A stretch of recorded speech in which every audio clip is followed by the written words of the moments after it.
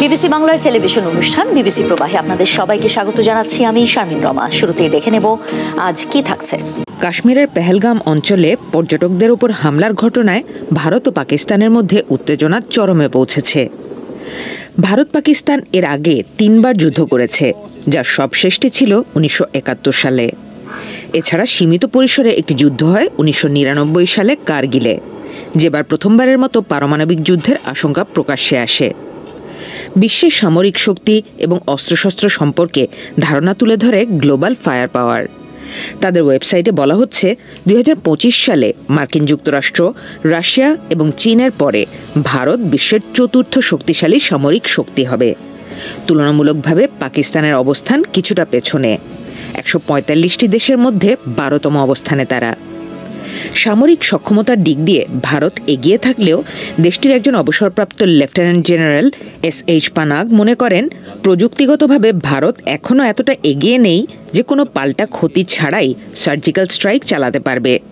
The প্রিন্টের একটি প্রবন্ধে তিনি লিখেছেন, পাকিস্তানের পাল্টা জবাব দেওয়ার ক্ষমতা রয়েছে এবং ভারতের সে ব্যাপারে প্রস্তুতি থাকা উচিত। Swedish think tank Stockholm international piece research ইনস্টিটিউটের একটি প্রতিবেদন অনুযায়ী 2024 সালে পাকিস্তানের তুলনায় প্রতিরক্ষা খাতে 9 গুণ বেশি ব্যয় করেছে ভারত। সে প্রতিবেদন অনুযায়ী 2025 সালে ভারত তার প্রতিরক্ষা খাতে প্রায় $86 মিলিয়ন সমপরিমাণ অর্থ ব্যয় করার পরিকল্পনা করেছে, যেখানে পাকিস্তান 2024-25 অর্থবছরে সশস্ত্র বাহিনীর জন্য $10 বিলিয়ন কিছু বেশি বরাদ্দ দিয়েছে। সেনা সংখ্যায়ও এগিয়ে রয়েছে ভারত। গ্লোবাল ফায়ার পাওয়ারের মতে ভারতের মোট সক্রিয় সৈন্য 14.5 লাখের কিছু বেশি। অন্যদিকে পাকিস্তানের সৈন্য সংখ্যা 6.5 লাখের কিছু বেশি।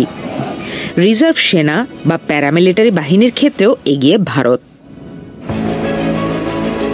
স্থলভাগের শক্তি বিবেচনায় বেশিরভাগ ক্ষেত্রে এগিয়ে রয়েছে ভারত, তবে স্বয়ংক্রিয় অস্ত্র, সেলফ প্রপেলড আর্টিলারি ও মোবাইল রকেট প্রজেক্টর বা রকেট লঞ্চারের সংখ্যায় এগিয়ে রয়েছে পাকিস্তান। পাকিস্তানের সেলফ প্রপেলড আর্টিলারির সংখ্যা 662, ভারতের 100। পাকিস্তানের মোবাইল রকেট প্রজেক্টর 600, ভারতের 264। অন্য বেশ কিছু দিকে সংখ্যায় এগিয়ে রয়েছে ভারত।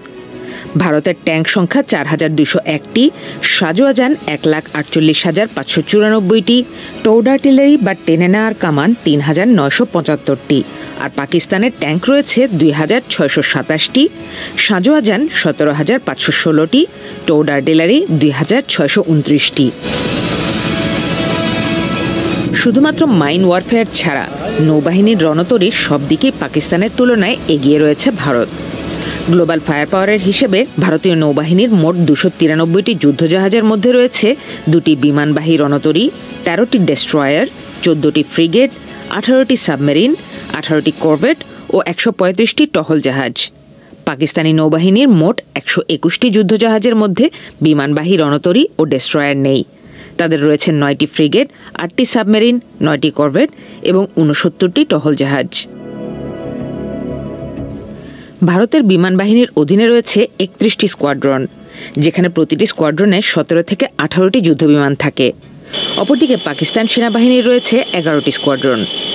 গ্লোবাল ফায়ার পাওয়ারের তথ্য অনুযায়ী ভারতের কাছে মোট 2,229টি বিমান রয়েছে, যেখানে পাকিস্তানের আছে 1,399টি।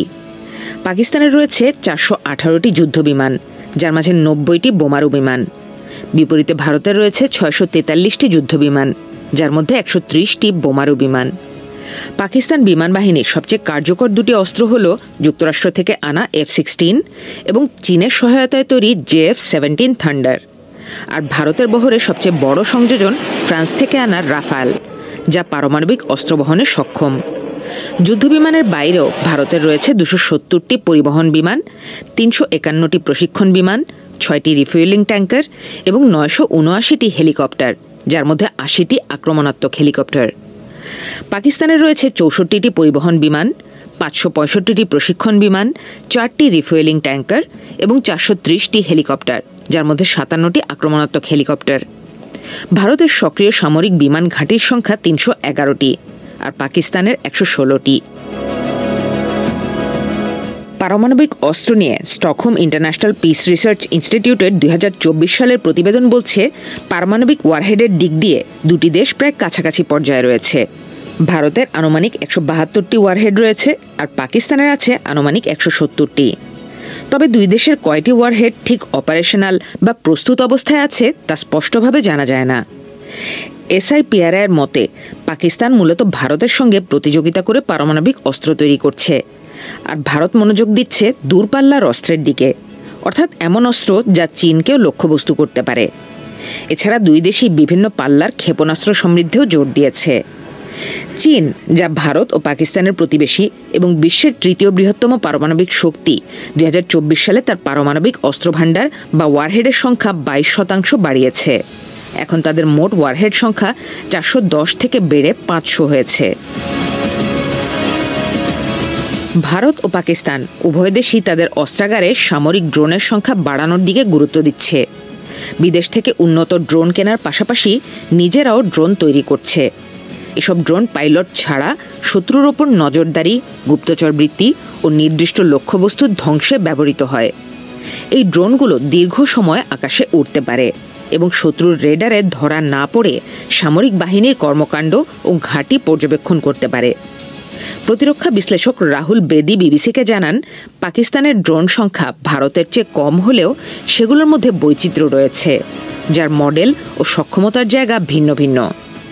2024 সালের অক্টোবরে ভারত যুক্তরাষ্ট্রের সঙ্গে $3.5 বিলিয়ন চুক্তিতে 31টি প্রেডেটর ড্রোন কেনে, যেটিকে বিশ্বের সবচেয়ে সফল ও ভয়ঙ্কর ড্রোন বলা হয়। একই সাথে $50 কোটি মূল্যের বোমা ও লেজার গাইডেড মিসাইলও কেনা হবে। আর পাকিস্তানের নিজস্ব তৈরি শাহপার, বুরাক ও উকাব ড্রোনের পাশাপাশি তারা তুরস্ক, চীন, জার্মানি এবং ইটালি থেকেও ড্রোন কিনেছে। পাকিস্তানের শক্তি জেগে উঠেছে। কাশ্মীর উত্তেজনার মাঝেই আবদালি ক্ষেপণাস্ত্রের সফল উৎক্ষেপণ, একটি মিসাইল, একটি সংকেত, এবং সেই সংকেত ছুটে গেছে 450 কিলোমিটার দূরত্বে। ভারত পাকিস্তান যখন যুদ্ধের কিনারায় দাঁড়িয়ে, ঠিক তখনই পাকিস্তান দেখিয়ে দিল তাদের প্রস্তুতি শেষ। আবদালি ব্যালিস্টিক ক্ষেপণাস্ত্রের সফল পরীক্ষামূলক উৎক্ষেপণ করেছে পাকিস্তান। ভূমি থেকে ভূমিতে আঘাত হানতে সক্ষম এই স্বল্পমাত্রা ক্ষেপণাস্ত্র এক ধাক্কায় 450 কিলোমিটার দূরে নিশানা বানাতে পারে যে কোনো লক্ষ্যবস্তু। পাকিস্তানের আন্তঃবাহিনী জনসংযোগ পরিদপ্তর ISPR এক বিবৃতিতে এই তথ্য নিশ্চিত করেছে। তারা জানিয়েছে, এই উৎক্ষেপণের মূল লক্ষ্য ছিল পাকিস্তান সেনাবাহিনীর প্রস্তুতি যাচাই করা এবং ক্ষেপণাস্ত্রটির উন্নত নেভিগেশন সিস্টেম ও গতি নিয়ন্ত্রণ প্রযুক্তি যাচাই করে দেখা। এই উৎক্ষেপণ এক্স সিন্ধু নামে একটি সামরিক মহড়ার অংশ। উপস্থিত ছিলেন আর্মি স্ট্র্যাটেজিক ফোর্সেস কমান্ডার, কৌশলগত পরিকল্পনা বিভাগের সদস্য, শীর্ষ সামরিক কর্মকর্তা, বিজ্ঞানী এবং প্রকৌশলীরা। পাকিস্তানের শক্তির এই প্রদর্শনী যেন উত্তর হয়ে এলো ভারতীয় হুমকি। 22 এপ্রিল ভারত নিয়ন্ত্রিত কাশ্মীরের পেহেলগামে ভয়াবহ এক হামলায় প্রাণ হারান 26 জন, যাদের বেশিরভাগই ছিলেন পর্যটক। ভারত দাবি করেছে এই হামলার পেছনে রয়েছে পাকিস্তানের যোগসাজশ, কিন্তু ইসলামাবাদ তো জোরালোভাবে অস্বীকার করে বলেছে এই অভিযোগ প্রমাণহীন এবং নিরপেক্ষ তদন্ত চায়। এমন উত্তেজনাকর মুহূর্তে আবদালি ক্ষেপণাস্ত্রের সফল উৎক্ষেপণ কেবল একটি পরীক্ষা নয়, এটি ছিল একটি বার্তা। পাকিস্তান জানিয়ে দিল তারা প্রস্তুত। আকাশ, জল, স্থল সবখানে নজরদারি বাড়ানো হয়েছে। ISPR এর এক ভিডিও প্রকাশ করেছে, যেখানে ধোঁয়ার কুণ্ডলী ভেদ করে ছুটে যেতে দেখা যায় পাকিস্তানের তৈরি এই ধ্বংসাত্মক অস্ত্র। এই সফলতায় অভিনন্দন জানাতে এগিয়ে এসেছেন পাকিস্তানের প্রেসিডেন্ট আসিফ আলী জারদারি, প্রধানমন্ত্রী শাহবাজ শরীফ এবং জয়েন্ট চিফস অফ স্টাফ কমিটির চেয়ারম্যান জেনারেল সাহির শামশাদ মির্জা। তারা সেনা সদস্য, বিজ্ঞানী ও প্রকৌশলীদের ভূয়সী প্রশংসা করেন এবং জানান, পাকিস্তানের কৌশলগত বাহিনীর অপারেশনাল সক্ষমতা ও প্রযুক্তিগত দক্ষতায় তারা পূর্ণ আস্থা রাখে। এই মুহূর্তে ভারত পাকিস্তান সীমান্তে উত্তেজনা যেন টকবগে লাভার মতো। পেহেলগামের হামলার পর থেকেই পরিস্থিতি প্রতিদিন খারাপের দিকে যাচ্ছে। ভারত ইতোমধ্যে পাকিস্তানের সঙ্গে সিন্ধু পানি চুক্তি স্থগিত করেছে, পাকিস্তানের নাগরিকদের ভিসা বাতিল করেছে এবং ওয়াঘা আটারি সীমান্ত বন্ধ করে দিয়েছে। পাকিস্তানে চুপ করে বসে থাকেনি। ভারতের কূটনীতিকদের বহিষ্কার, সিমলা চুক্তি বাতিলের হুমকি, সাধারণ ভারতীয়দের ভিসা বন্ধ করে দেওয়ার মতো কড়া জবাব দিয়েছে। সীমান্তে প্রধান প্রবেশ পথও বন্ধ করে দেওয়া হয়েছে। এমনকি দুই দেশই একে অপরের আকাশপথে বিমান প্রবেশে নিষেধাজ্ঞা দিয়েছে। নিয়ন্ত্রণ রেখায় সেনাদের মধ্যে গোলাগুলির খবরও পাওয়া গেছে। এর মাঝেই বৃহস্পতিবার পাকিস্তান সীমান্ত এলাকায় চালিয়েছে পূর্ণমাত্রা সামরিক মহড়া, আর তার ঠিক পরদিন পাকিস্তান থেকে সব ধরনের পণ্য আমদানি নিষিদ্ধ ঘোষণা করেছে ভারত। পাকিস্তান দাবি করছে তাদের কাছে নির্ভরযোগ্য গোয়েন্দা তথ্য রয়েছে যে ভারত আগামী কয়েকদিনের মধ্যেই সামরিক হামলা চালাতে পারে। অন্যদিকে ভারতের প্রধানমন্ত্রী নরেন্দ্র মোদী টানা 2 দিন তার নিরাপত্তা উপদেষ্টাদের সঙ্গে বৈঠক করেছেন এবং ভারতীয় সেনাবাহিনীকে দিয়েছেন পূর্ণ স্বাধীনতা। এই পরিস্থিতিতে দক্ষিণ এশিয়ার আকাশে যেন আবার যুদ্ধের ছায়া। পারমাণবিক অস্ত্রসজ্জিত 2 প্রতিবেশীর মুখোমুখি অবস্থান গোটা অঞ্চলের জন্য এক অশনি সংকেত। পাকিস্তান থেমে নেই, ভয় পায় না। তারা জানে আত্মরক্ষা করতে হলে প্রস্তুতি লাগে, আর আবদালির উৎক্ষেপণ সেই প্রস্তুতিরই শক্তিশালী প্রমাণ।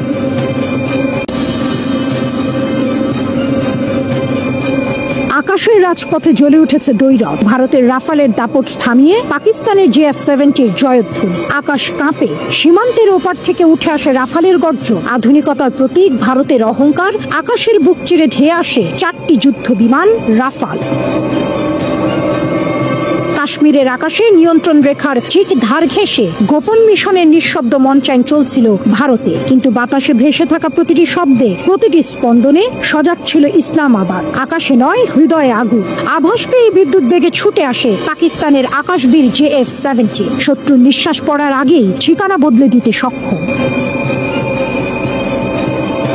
29 এপ্রিল রাতের অন্ধকারে যখন গোটা উপমহাদেশ ঘুমিয়ে, তখন কাশ্মীরের আকাশে শকুনের মতো ঘোরাফেরা করছিল 4টি রাফাল। কিন্তু এবার তারা ভুল জায়গায় পাখা মেলেছিল। পাকিস্তানের রাডারে ধরা পড়তেই JF-70 গর্জে ওঠে, ধাওয়া করে, তাড়া দেয়, এমনকি ছায়ার গতিতে তারা রাফালকে চেপে ধরে আকাশপথে।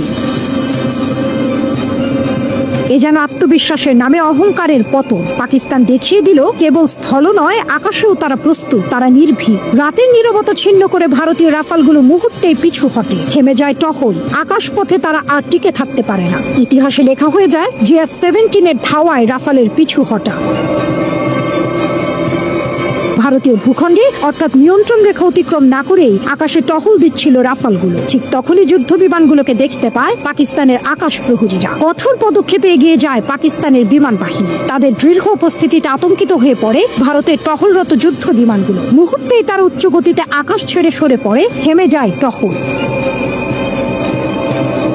পাকিস্তানের গণমাধ্যমে এখন একটাই আওয়াজ, উচিত শিক্ষা দিয়েছে ইসলামাবাদ। এই ঘটনায় যেন এক ঘোষণাপত্র, এক যুদ্ধাভিনন্দন, যেখানে শত্রু বুঝে যায় সীমান্ত পেরোলে গর্জে উঠবে বজ্র। আরো বড় আশঙ্কা নিয়ে হাজির হন পাকিস্তানের তথ্যমন্ত্রী আতাউল্লাহ তারার। গভীর রাতে চোখে মুখে সংকল্প নিয়ে জাতিকে জানান 24 থেকে 36 ঘন্টার মধ্যে ভারতের পক্ষ থেকে সামরিক আগ্রাসন আসতে পারে। গোয়েন্দা তথ্যের ভিত্তিতে তার এই বার্তা যেন এক যুদ্ধের পূর্বাভাস। রাফালের সংখ্যা বাড়াচ্ছে ভারত। ইতোমধ্যে ফ্রান্স থেকে 26টি নতুন যুদ্ধ বিমানের জন্য $1 বিলিয়ন চুক্তি সেরে ফেলেছে দিল্লি। 1 এবং 2 আসনে সেই রাফালগুলো ভারতের অস্ত্র ভান্ডারে যোগ হলে বহর দাঁড়াবে 62। যেন এক নিঃশব্দ প্রস্তুতি, এক আসন্ন ঝড়ের ইঙ্গিত। 2023 সালের বাস্তিল দিবসে ফ্রান্স সফরে গিয়ে প্রধানমন্ত্রী মোদী জানিয়ে দিয়েছিলেন যুদ্ধ বিমান কেনার আগ্রহ। আজ তার বাস্তবায়ন শুরু হয়েছে যুদ্ধের ছায়ায়। এই আগুনের মধ্যে পাকিস্তান কি করবে জবাব দিয়েছেন দেশটির পররাষ্ট্রমন্ত্রী ইসাক দার। তার কণ্ঠে ছিল না উত্তেজনা, ছিল স্থিরতা। আমরা প্রথমে আক্রমণ করব না বললেন তিনি, কিন্তু যদি কেউ আঘাত করে আমরাও চুপ থাকবো না।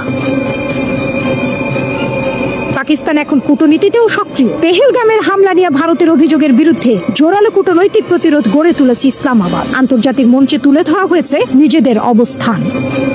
পেহেলগাম ঘটনা ঘিরে পাকিস্তানের বিরুদ্ধে ভারতের তীব্র যুদ্ধ উত্তেজনায় পানি ঢেলে দিয়েছে যুক্তরাষ্ট্র সহ গোটা পশ্চিমা বিশ্ব।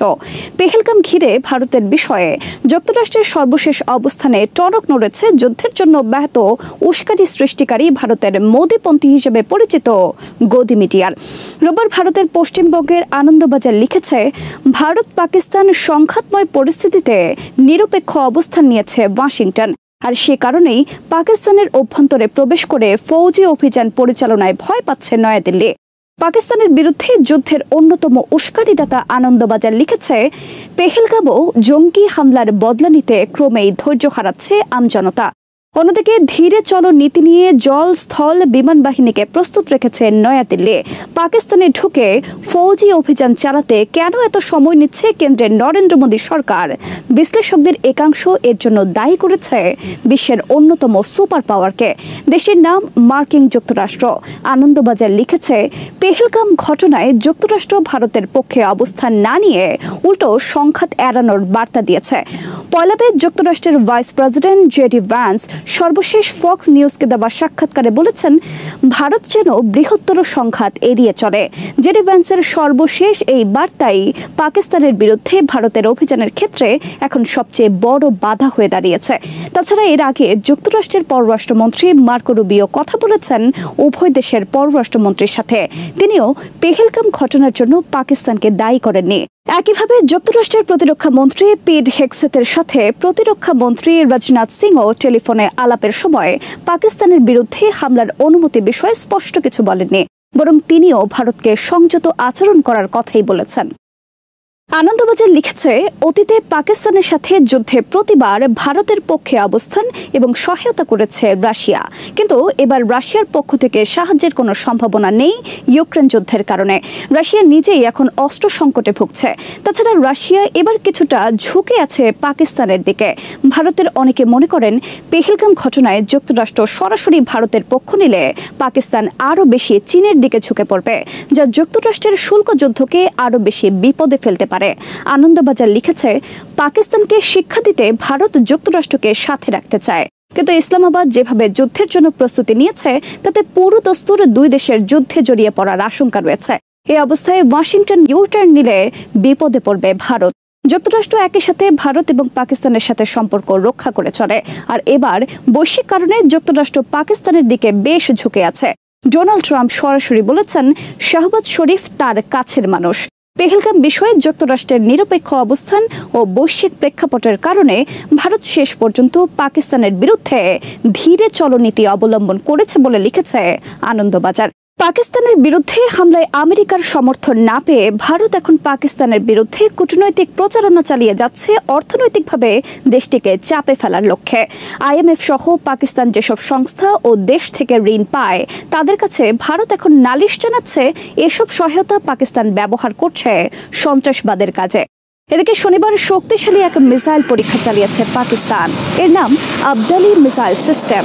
এটি একটি surface to surface ballistic missile. মিসাইলটির লক্ষ্যমাত্রা 280 মাইল। পাকিস্তান আর্মির পক্ষ থেকে শনিবার এক বিবৃতিতে বলা হয়েছে, ভারতের যে কোনো হামলা প্রতিহত করার প্রস্তুতির অংশ হিসেবে আবদালি মিসাইল সিস্টেমের পরীক্ষা চালানো হয়েছে। সর্বশেষ শনিবার পাকিস্তানের এই মিসাইল পরীক্ষা ভারতের উগ্র হিন্দু আর যুদ্ধবাজ মহলে নতুন করে আবার সৃষ্টি করেছে কিছুটা যুদ্ধোন্মাদনা। ইউক্রেনের সাথে খনিজ সম্পদ চুক্তির পর দেশটির প্রতি সামরিক সহায়তা বৃদ্ধি করেছে যুক্তরাষ্ট্র। ইউক্রেনের কাছে থাকা F-16 ফাইটার জেট রক্ষণাবেক্ষণের জন্য $310 মিলিয়ন একটি চুক্তি করেছে ওয়াশিংটন। শুক্রবার এই তথ্য প্রকাশ করেছে যুক্তরাষ্ট্রের সামরিক সদর দফতর পেন্টাগন। এদিকে শুক্রবার বার্তা সংস্থা রয়টার্সের আরেক খবরে বলা হয়েছে, যুক্তরাষ্ট্র নতুন করে রাশিয়ার বিরুদ্ধে অবরোধ আরোপের লম্বা একটি তালিকা তৈরি করছে। তবে ডোনাল্ড ট্রাম্প এই তালিকায় স্বাক্ষর করবেন কিনা তা নিশ্চিত নয়। বিশ্লেষকদের মতে সম্প্রতি যুক্তরাষ্ট্র রাশিয়ার পক্ষ নিয়ে যেসব কথাবার্তা বলেছে তা ছিল মূলত ইউক্রেনকে চাপে ফেলে তার নিজের স্বার্থ আদায় করে নেওয়া। যুক্তরাষ্ট্রের প্রেসিডেন্ট, ভাইস প্রেসিডেন্ট, পররাষ্ট্রমন্ত্রীর পক্ষ থেকে এক সপ্তাহ আগে একযোগে ঘোষণা দেওয়া হয় ক্রিমিয়া রাশিয়ার অংশ।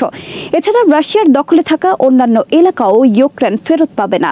ইউক্রেন যদি যুদ্ধ বন্ধে রাজি না হয় তাহলে গোটা ইউক্রেন রাশিয়ার অংশে পরিণত হবে। ওয়াশিংটনের এই ধরনের হুমকির ফলে ইউক্রেন রাজি হয় তাদের রেয়ার আর্থ, তেল, গ্যাস সহ অন্যান্য মূল্যবান খনিজ সম্পদের 50% মালিকানা যুক্তরাষ্ট্রকে দিতে। 30 এপ্রিল এ বিষয়ে একটি চুক্তি স্বাক্ষর করেছে দুই দেশ। পশ্চিমা বিশ্ব এই চুক্তিকে যুক্তরাষ্ট্রের জন্য ঐতিহাসিক হিসেবে আখ্যায়িত করেছে। অনেক বিশ্লেষক মন্তব্য করেছেন, যুদ্ধবন্ধের কথা বলে যুক্তরাষ্ট্র আদায় করে নিয়েছে তার নিজের স্বার্থ। ইউক্রেন যুদ্ধে বন্ধের দিকে এখন তার তেমন কোনো মনোযোগ নেই। এদিকে ইউক্রেন আর্মি শনিবার দাবি করেছে কৃষ্ণ সাগরে তারা ভূপাতিত করেছে রাশিয়ার 2টি হালকা যুদ্ধ বিমান। ড্রোন বোট থেকে ছোড়া মিসাইলে ভূপাতিত হয়েছে যুদ্ধ বিমান দুটি। তবে এই বিষয়ে বিস্তারিত কোনো তথ্য প্রকাশ করেনি কোনো পক্ষ। গাজা থেকে ফিলিস্তিনিদের সরিয়ে দিয়ে ইসরায়েলি ইহুদিদের বসতি স্থাপনের পরিকল্পনা নিয়ে পুরোদমে এগিয়ে চলছে ইসরায়েল। এর অংশ হিসেবে ইসরায়েল আর্মি 1 লাখ রিজার্ভ সেনা সক্রিয় করার উদ্যোগ নিয়েছে। শনিবার এই ঘোষণা দিয়েছে ইসরায়েল আর্মি। এসব রিজার্ভ সেনা ইসরায়েল স্থায়ীভাবে মোতায়েন করবে গাজা এবং পশ্চিম তীরে। এছাড়া সিরিয়া এবং লেবাননে মোতায়েন করা হবে এসব সেনা। কেন্দ্রীয় এবং উত্তর গাজা থেকে ফিলিস্তিনিদের সরিয়ে দিয়ে প্রাথমিকভাবে সেখানে স্থাপন করা হবে শক্তিশালী সেনা ঘাঁটি। এরপর ধীরে ধীরে সেখানে শুরু হবে ইহুদি বসতি স্থাপন। ইসরায়েলের সেনাপ্রধান ইয়াল জামির শুক্রবার এই সংক্রান্ত একটি পরিকল্পনা হাজির করেছেন। রোববার এই প্রস্তাব উত্থাপনের কথা রয়েছে ইসরায়েলের মন্ত্রিসভায়।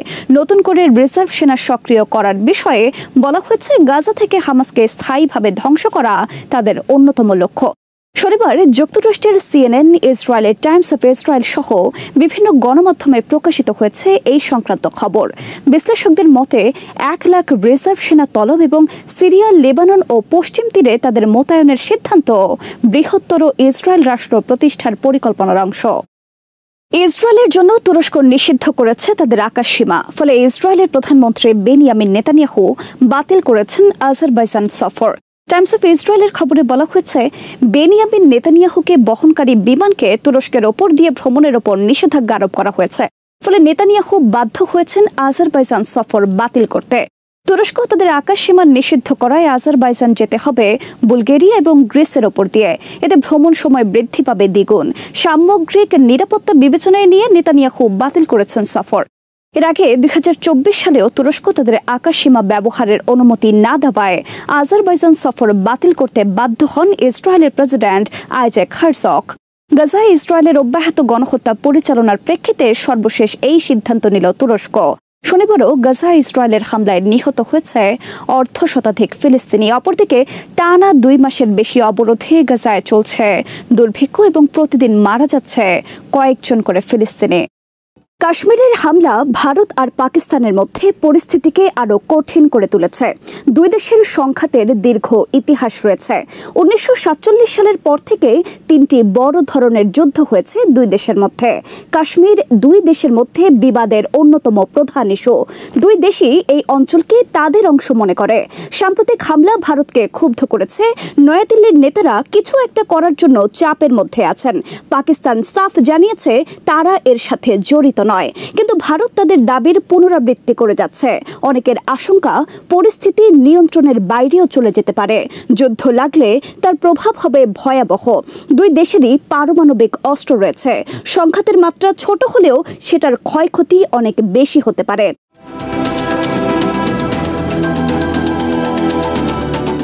আন্তর্জাতিক সম্প্রদায় উদ্বিগ্ন। কেউই পারমাণবিক যুদ্ধ দেখতে চায় না।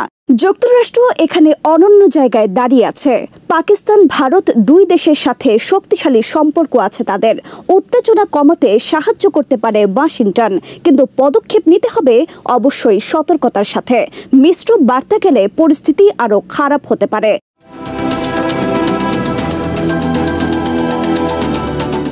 যুক্তরাষ্ট্র চায় দক্ষিণ এশিয়ায় শান্তি আসুক। ভারত আর পাকিস্তানের মধ্যে যুদ্ধ লাগলে বৈশ্বিক নিরাপত্তা ব্যাহত হবে, বাণিজ্য আর জোটগত সম্পর্ক ব্যাহত হবে। যুক্তরাষ্ট্র দুই পক্ষকেই শান্ত থাকতে বলেছে। মার্কিন পররাষ্ট্রমন্ত্রী মার্কো রুবিও দুই দেশের নেতাদের সাথে কথা বলেছেন। তিনি উত্তেজনা কমাতে এবং শান্তি বজায় রাখতে বলেছেন। তবে প্রেসিডেন্ট ডোনাল্ড ট্রাম্পের মন্তব্য খুব একটা স্পষ্ট নয়। তিনি বলেছেন দুই দেশ কোনো না কোনোভাবে একটা পথ বের করে ফেলতে পারবে। তাদের এই মিশ্র বার্তা ভারত আর পাকিস্তানকে বিভ্রান্ত করবে। যুক্তরাষ্ট্রের একটা সুস্পষ্ট পরিকল্পনা দরকার।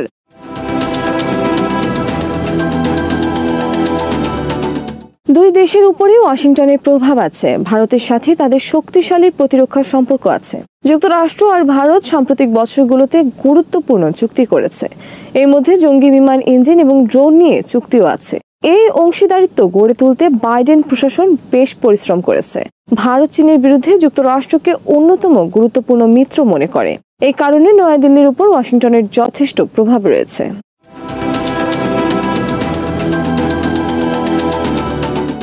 পাকিস্তানের সাথেও যুক্তরাষ্ট্রের দীর্ঘ সামরিক সম্পর্ক রয়েছে। পাকিস্তানের বিমান বাহিনী যুক্তরাষ্ট্রের তৈরি F-16 জঙ্গি বিমান ব্যবহার করে। এই জঙ্গি বিমানগুলো পাকিস্তানের সামরিক শক্তির অন্যতম গুরুত্বপূর্ণ অংশ। যুক্তরাষ্ট্র বহু বছর ধরেই পাকিস্তানকে বহু বিলিয়ন ডলার সহায়তা করেছে, কিন্তু সেখানেও সমস্যা আছে। সন্ত্রাসবাদে সহায়তা দেওয়ার জন্য ওয়াশিংটনও পাকিস্তানের বিরুদ্ধে অভিযোগ করেছিল। এটা নিয়ে এর আগে দুই দেশের মধ্যে উত্তেজনাও তৈরি হয়েছিল।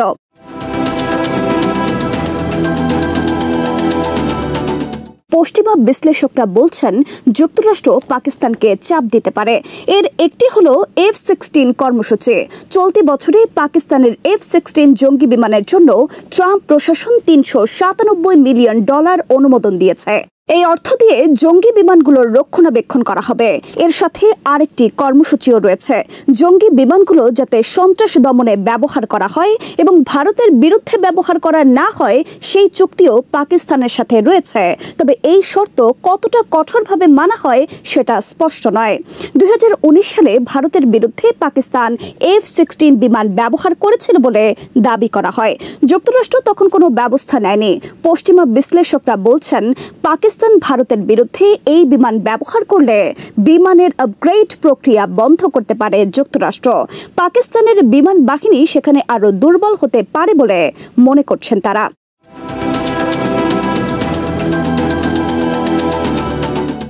আরেকটি অস্ত্র হলো ফাইন্যান্সিয়াল অ্যাকশন টাস্ক ফোর্স বা FATF। এই প্রতিষ্ঠান মানি লন্ডারিং এবং সন্ত্রাসবাদে অর্থায়নের বিষয়ে দেখাশোনা করে। কোন দেশ FATF এর গ্রে লিস্টে থাকলে তাদের উপর নজরদারি করা হয়। এটা ওই দেশের অর্থনীতির জন্য ক্ষতি করতে পারে। 2018 থেকে 2022 সাল পর্যন্ত পাকিস্তানকে এই তালিকায় রাখা হয়েছিল। ভারতপন্থী বিশ্লেষকরা উস্কানি দিচ্ছে যাতে পাকিস্তানকে আবার এই তালিকায় যুক্ত করা হয়। সেটা করা হলে বিদেশি বিনিয়োগ পাওয়া পাকিস্তানের জন্য কঠিন হয়ে যাবে।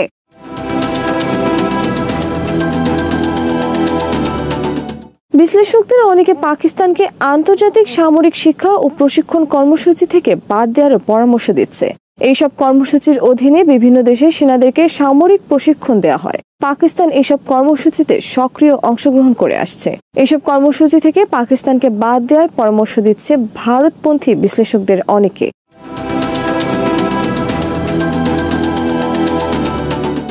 ভারত মনে করে হামলার জবাব দেওয়ার তাদের অধিকার রয়েছে। যুক্তরাষ্ট্র এই ক্ষেত্রে পক্ষপাতিত্ব থেকে বের হতে পারেনি। যুক্তরাষ্ট্রের সাবেক কর্মকর্তা লিন্ডসে ফোর্ড বলেছেন, নিজেকে রক্ষার জন্য ইসরায়েল যুক্তরাষ্ট্রের কাছ থেকে যেমন সমর্থন পাচ্ছে ভারতেরও সেটা পাওয়া উচিত। কিন্তু সবকিছুর একটা সীমা আছে। যুক্তরাষ্ট্র চায় ভারত সতর্ক পদক্ষেপ নিক, কারণ তারা বড় সামরিক পদক্ষেপ নিলে সেটা যুদ্ধে রূপ নেবে। ওয়াশিংটন ভারতকে বলতে চাচ্ছে যে আমরা তোমাদের সমর্থন করছি, কিন্তু পরিস্থিতি যেন নাগালের বাইরে না যায়। যুক্তরাষ্ট্র ভারতকে সাহায্য করতে চায়, আবার পাকিস্তানকেও দূরে ঠেলতে চায় না।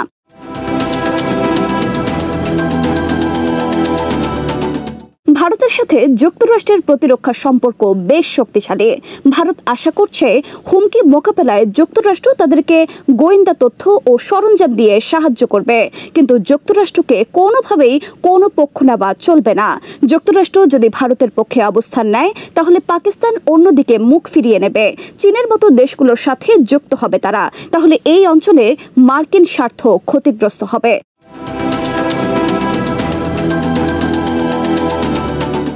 যুক্তরাষ্ট্রকে অবশ্যই সতর্কতার সাথে চলতে হবে। ভারতের আত্মরক্ষার বিষয়ে তারা হয়তো সহায়তা দিতে চায়, কিন্তু পাকিস্তানকে কোনোভাবেই দূরে ঠেলে দেওয়া চলবে না। তাদেরকে ভারসাম্যপূর্ণ পদক্ষেপ নিতে হবে। যুক্তরাষ্ট্র দুই দেশকে আলোচনার জন্য চাপ দিতে পারে, তারা মধ্যস্থতার প্রস্তাব দিতে পারে। অতীতে এই ধরনের চেষ্টায় কাজ হয়েছে। 1999 সালে ভারত ও পাকিস্তানের মধ্যে কারগিল যুদ্ধ বন্ধে মার্কিন কূটনীতি সাহায্য করেছিল।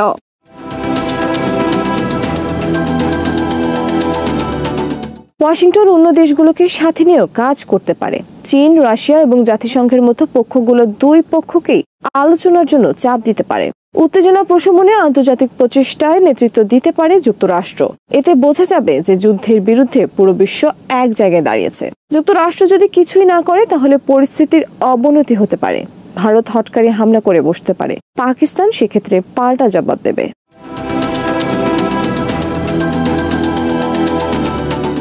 ছোটখাটো সংখ্যাত বড় ধরনের যুদ্ধের রূপ নিতে পারে।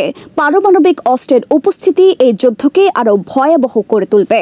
পারমাণবিক অস্ত্রের ব্যবহার হলে বহু মিলিয়ন মানুষ নিহত হবে।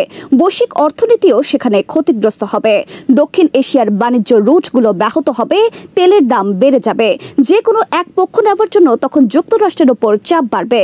সেক্ষেত্রে তাদের মিত্রদের জোটগুলো ভেঙে পড়বে।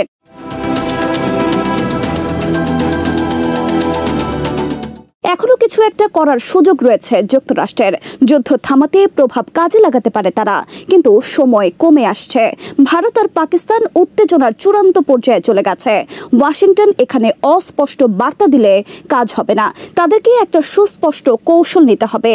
দুই দেশকেই তাদের দেখাতে হবে যে শান্তি এখানে একমাত্র বিকল্প। সবাইকে শুভকামনা জানিয়ে আমি শারমিন রমা এখানে বিদায় নিচ্ছি। ভালো থাকবেন।